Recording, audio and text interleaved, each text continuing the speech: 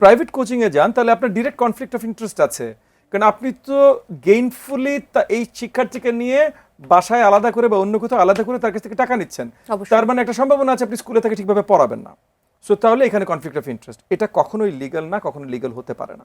এবং বিগত দিনগুলোতে হয়তো আমরা ভালোভাবে এটা থামাতে পারিনি, এবং এটা একটা কি বলবো একটা এপিডেমিক আকারে বাংলাদেশে পরিণত হয়েছে। মানে এপিডেমিক বলার আগে আবার দুবার চিন্তা করা উচিত, বিকজ বেশিরভাগ ডেভেলপিং নেশনে আবার প্রাইভেট কোচিংটা বড়ভাবে ডেভেলপ করেছে। ভিয়েতনামের আপনি ভিয়েতনামের private coaching is quite big, south কোরিয়াতে private coaching is quite big. So আমাদের আসলে জাতিগতভাবে দেখতে হবে, বা আমরা যে সরকারে যেহেতু বসেছি আমাদের দেখতে হবে ওভারঅল জাতির জন্য, শিক্ষার্থীদের জন্য কোনটা ভালো কোনটা মন্দ। রাতারাতি প্রাইভেট কোচিং আমরা বন্ধ করলে এটা মন্দ হবে, তো আমরা করব না, রাতারাতি করব না।